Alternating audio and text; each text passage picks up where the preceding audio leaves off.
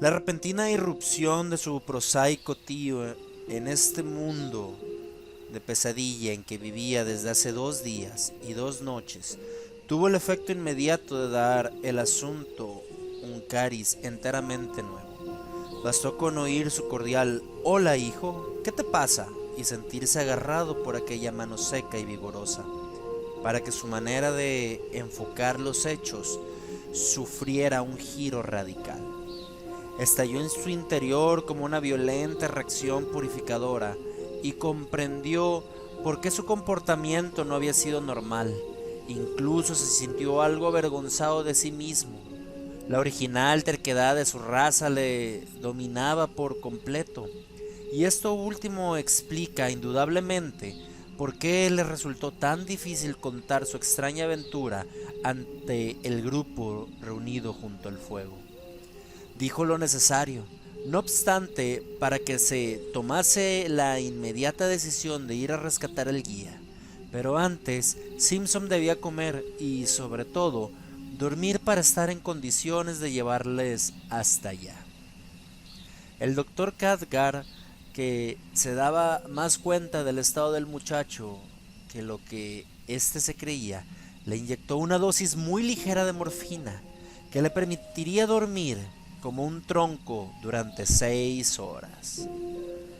De la descripción que más adelante redactó con todo detalle, este estudiante de teología se desprende que en lo que contó al principio había omitido diversos detalles de suma importancia.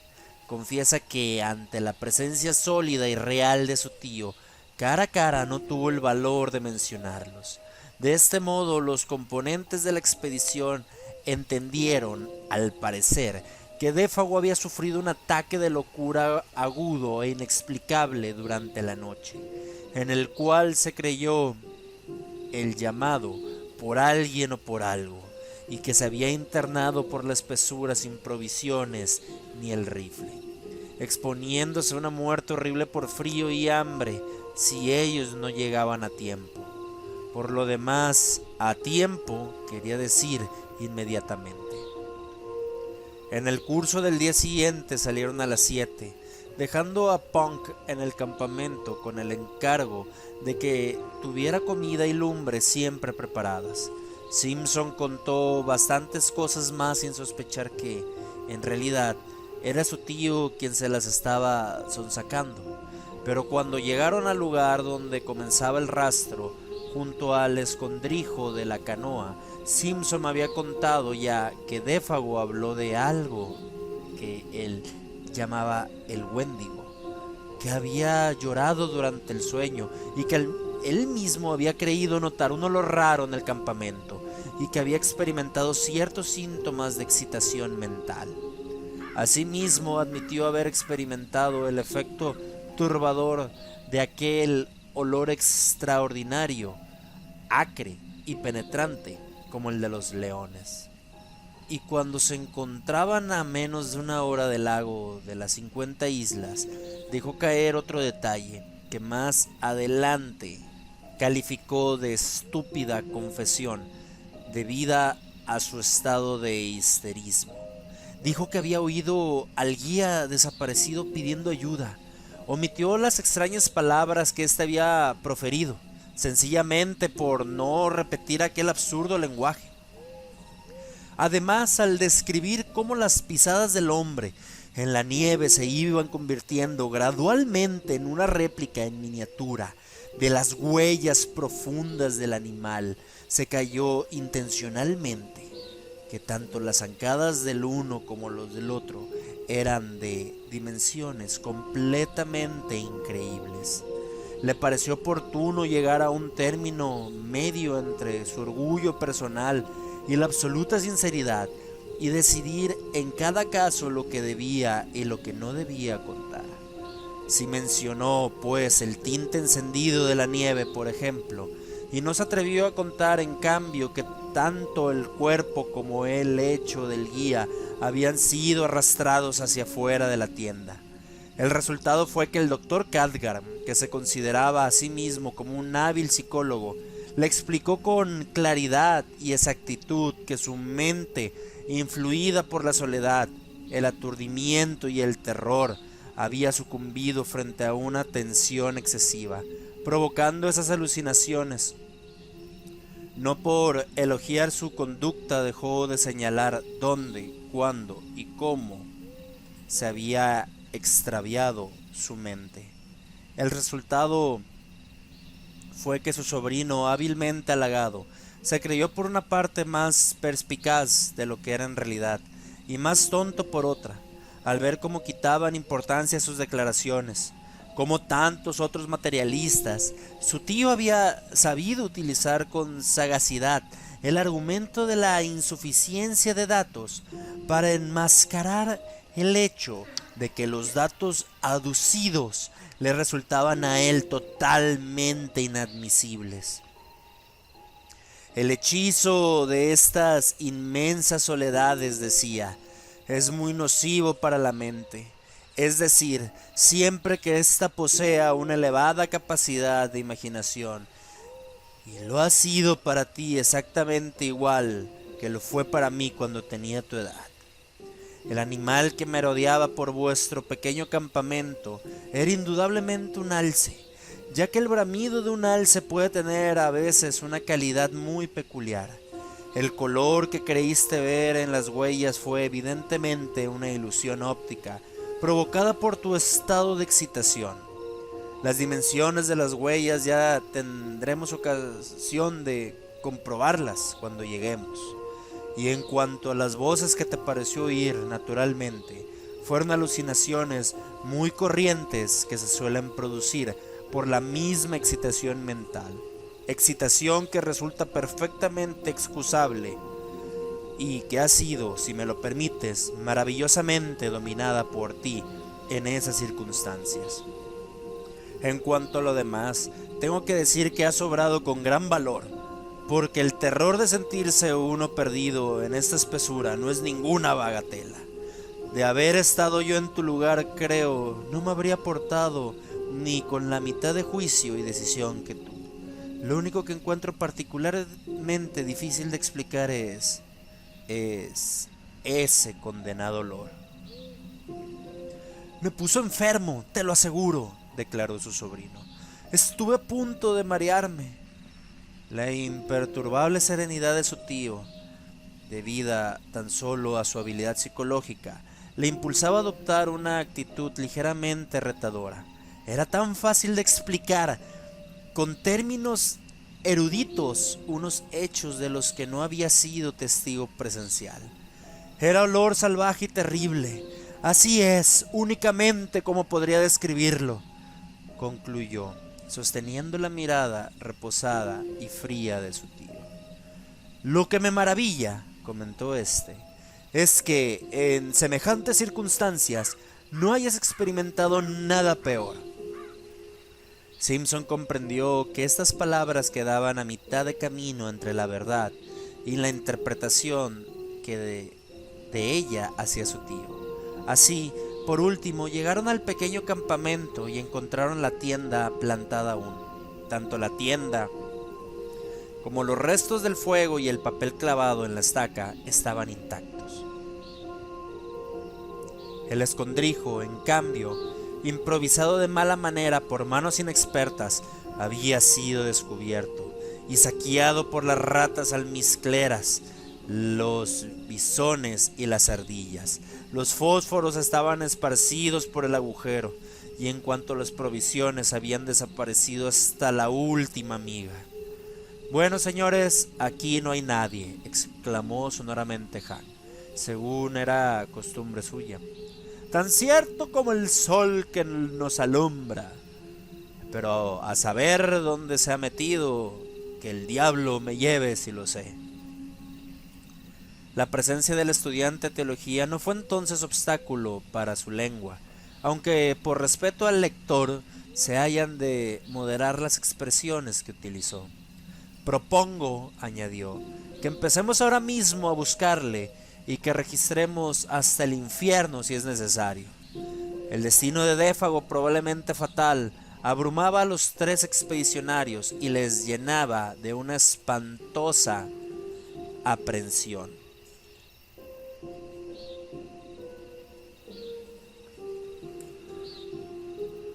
Sobre todo después de haber visto los vestigios de su estancia allí. La tienda, sobre todo con el lecho de ramas de bálsamo aplastado aún por el peso de su cuerpo, parecía sugerirles vívidamente su presencia.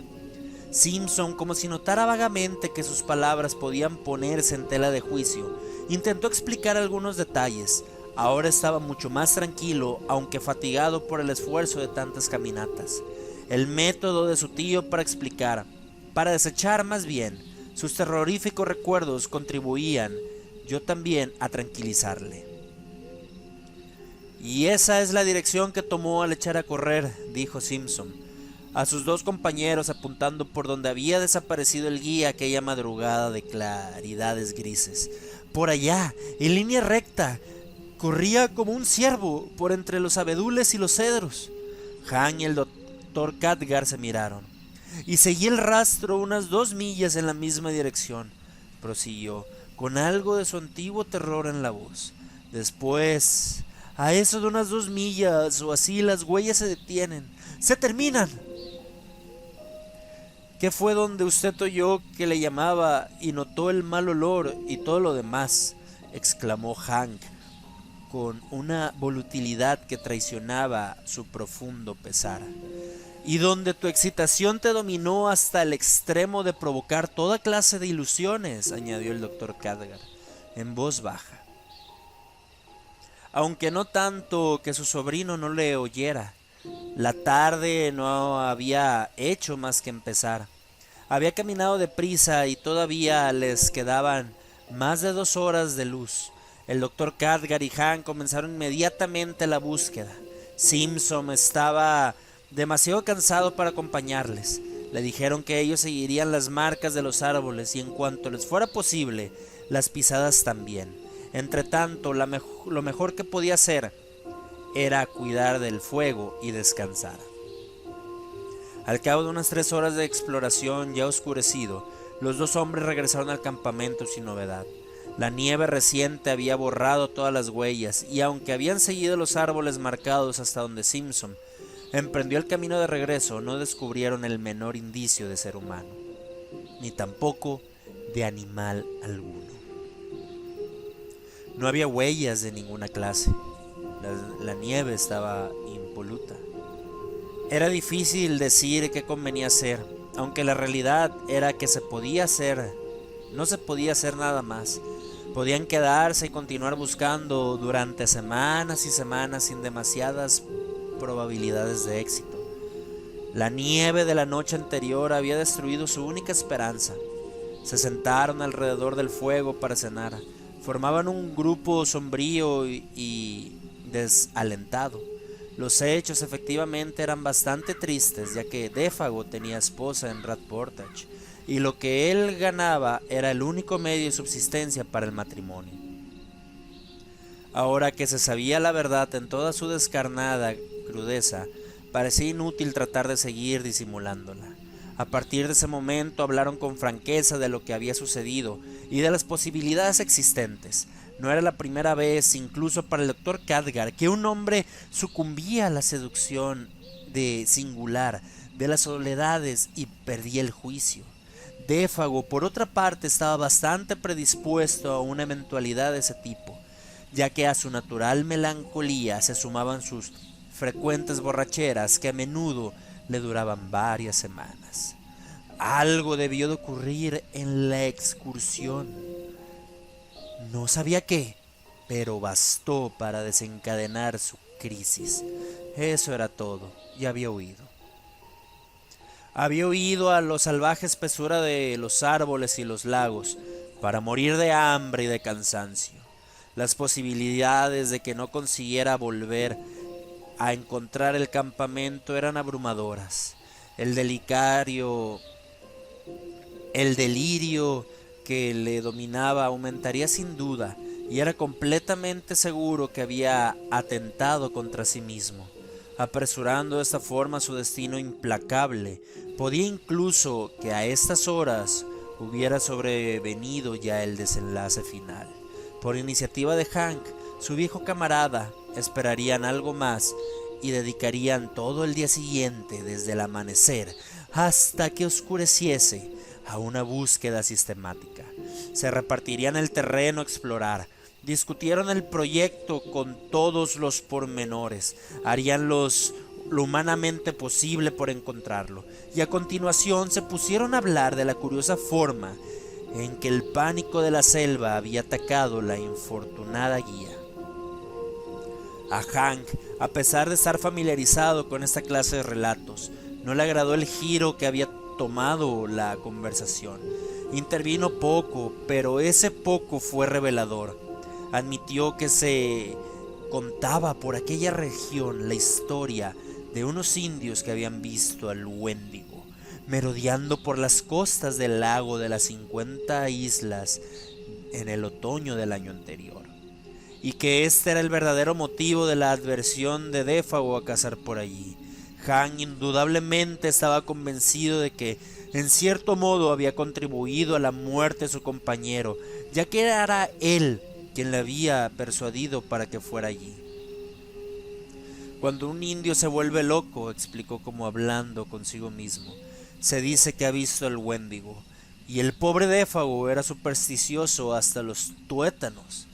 Y entonces Simpson, sintiendo un ambiente más propicio, contó todos los hechos de su asombrado relato. Esta vez no omitió ningún detalle. Refirió sus propias sensaciones y el miedo sobrecogedor que había pasado. Únicamente se calló el extraño lenguaje que había empleado el guía.